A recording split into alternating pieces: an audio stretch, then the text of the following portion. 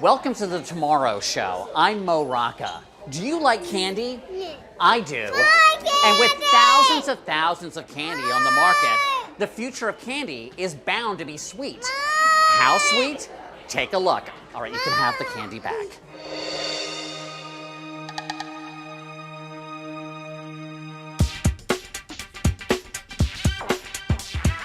Our love affair with candy starts early. Babies just 1 day old demonstrate a preference for sweets. No wonder candy has such a rich history. The word itself comes from the Arabic kand, meaning hard candy. Candy dates from at least ancient Egypt, when the pharaohs sucked on sweets made from the marshmallow plant. That's right, today we just call them marshmallows. Americans put away 24.5 pounds of candy each year. And if taking candy from a baby is easy, well, that baby's not Swedish. Our friends in Sweden devour 38 pounds of candy each year. Not that we'll settle for just any sugar high. While there are 60,000 candies on the U.S. market and thousands more added each year, our confection of choice is constantly changing. Before the mid-90s, sour meant something gone bad. Today, sour is the new sweet. And well, today it's its own category of confectionery candy. Bob Simpson is president of Jelly Belly, the world's best-selling jelly bean. He's seen some flavors win surprisingly high marks with the public. I love pears. And others fail the taste test. Pumpkin pie was one for sure, and ice cream sandwich was another we thought would be an instant hit. We couldn't get it to look like an ice cream sandwich, so it never really connected with the consumer's brain, and so when they were tasting it, they weren't really getting the connection. So what does Simpson think will be candy's next flavor of love? I see it going more and more natural. Everybody is more and more concerned about the source of flavor, and they want to stay away from the artificial stuff. Hence the popularity of flavors like Very Cherry, made with real fruit juice, and the more exotic acai and pomegranate beans. Candy flavors unheard of just 10 years ago. Other candidates for future flavor of the month? Flavor fusions, like the just-released chili mango. You know, I tasted the mango first, and then the chili hit me like a ton of bricks. Yeah, it was like that paprika, and that, yeah, it does, and it's the real chili that's in there, and that kind of is on the back of the tongue where you pick up that sensation. There's a lot of international flavors that are making their way over into products in the United States. Al Murphy is a flavor specialist with Mother Murphy's Laboratories, a flavoring company. He travels the globe in search of flavors most of us have never tasted. I went to Indonesia, and some of the hottest flavors over there were mangosteen, jackfruit, snakeskin fruit, things that you wouldn't even traditionally think about. Yet candy's future isn't just about what we'll be tasting, but how we'll be tasting it. That's my third hit, and I still taste it. Yeah. Introducing Le Whiff, inhalable chocolate, the brainchild of Harvard professor David Edwards. Aerosolized particles of chocolate delivered directly to the taste buds. All flavor and less than 1 calorie per hit. And wait a minute, is your inhalable chocolate ripping a hole in the ozone? Yeah, that's a really good question. Here, there is no propellant other than your breathing. And so what propels us in the air is not anything that's going to poke a hole in the ozone, but it's just my own breath. And next from Edwards' lab, a little chaser of aerosolized alcohol to go with your inhalable chocolate. It's a liqueur. Is it Cointreau? Cointreau, exactly. Okay. Very good. So it's an interesting way of having liquors without alcohol, actually whiffing. So there's lots of ways it'll probably be used. I don't know if I like the chef's veal. Let me inhale some. Right. Yeah, exactly. What role do you think Le Whiff could play in the future of candy? Well, you could actually whiff all day long if you wanted to, as opposed to kind of taking a lot of calories. You might be a Le Whiff junkie, but you're in great shape. Yeah, exactly. Joining me in Dylan's Candy Bar in New York City, the author of Born Round and until last month, the New York Times dining critic Frank Bruni. Frank, thanks for coming here. My pleasure. Okay. Now, you are somebody who battled your weight for much of your life. Absolutely. Okay. Was candy a particular weakness? When I was a kid, yeah, I mean, I remember I could, I had rankings in my head of, Kit Kat versus Snickers versus Baby Ruth. Oh yeah. Now, what do you think, before you try it, what do you think of the idea of inhalable chocolate? It sounds scarily medical. Chocolate air.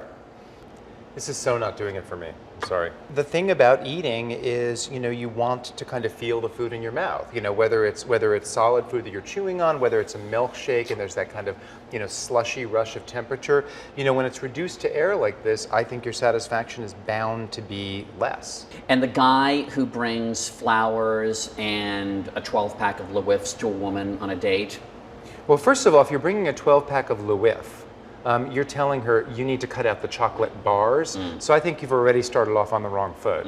Yeah. Here we have, courtesy of Mother Murphy's Laboratories, they're a flavor company, some Wait, did you say Mother Murphy's Laboratories? Yes, that's right. So home cooking from the laboratory? Got Right, it. exactly. They're flavor hunters. Okay, so now this is a flavor fusion popsicle. Well, there's a berry of some kind going on here. It's a blueberry pomegranate blow pop. With gum in the middle. Yeah. Now, the pomegranate, they're obviously trying to convey we've got some antioxidants going on, right? I think if they now put Nicorette gum in the middle, the market potential is kind of huge because you're youthifying and kicking your addiction to cigarettes all in one blow pop. Now we have some candies that were specially made. These are potential hot future flavors. And I want you to try to identify what this is. It tastes very pineapple-y. It's snakeskin fruit. Oh, my favorite. What do you think? What do you think? I should have been able to identify that. I like it. I like this quite a bit. It's like a subtle pineapple. Pineapple can be a little bit too bright and sweet. This is like pineapple on Quaaludes in a very good way. Yeah. Yeah. All right. This could be a nice palate cleanser right here. Say it. What does it taste like? I don't really have that much taste. It's just, I'm not fond of the texture. It's a star fruit gummy. Now, some bubble gum. It looks like Play-Doh. I feel like I should be sculpting a potato head with it or something, It's a strangely savory gum, And that's interesting because savory is a trend in candies. Do you think savory has a future with candies? If you associate sweet with candy, right? I don't know. Well, this is not pleasing me because I think so much of it has to do with what you're accustomed to and what you're kind of programmed. So I'm chewing this and I'm thinking, where's the sweetness? Because I look to gum for sweetness, but that's conditioning, What is it? Prickly pear. Prickly pear bubble gum. Well, if people are going for alliteration in their bubblegum flavors, this is going to be huge, prickly pear, Okay. And now we're going to try one last bubble gum. This I like. It's orangey,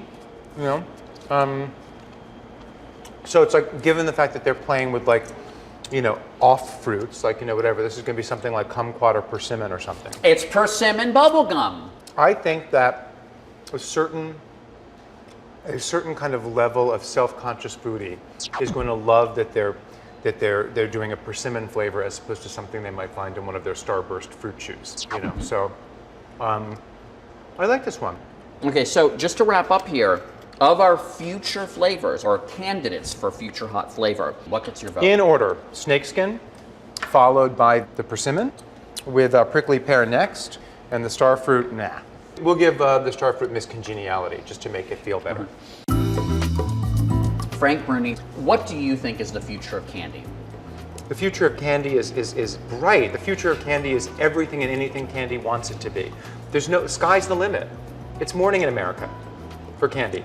You can read more about future candy flavors at cbsnews.com/Tomorrow Show. Until next time, don't stop thinking about the Tomorrow Show. My favorite was the persimmon. Next time on the Tomorrow Show.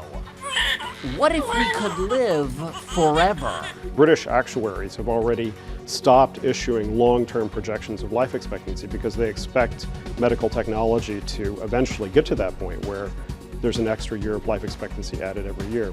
If we lived forever, how would things change? The more experimental things that people might want to do, aesthetic modifications, wings, gills, having bio tattoos that animate the latest YouTube video or something. Like YouTube on your belly? YouTube on your belly, like a Teletubby. And who would win big? Multiple wives means multiple divorces. Multiple divorces mean multiple legal fees. So it's a wonderful carousel that keeps spinning, spinning, spinning. The future of us.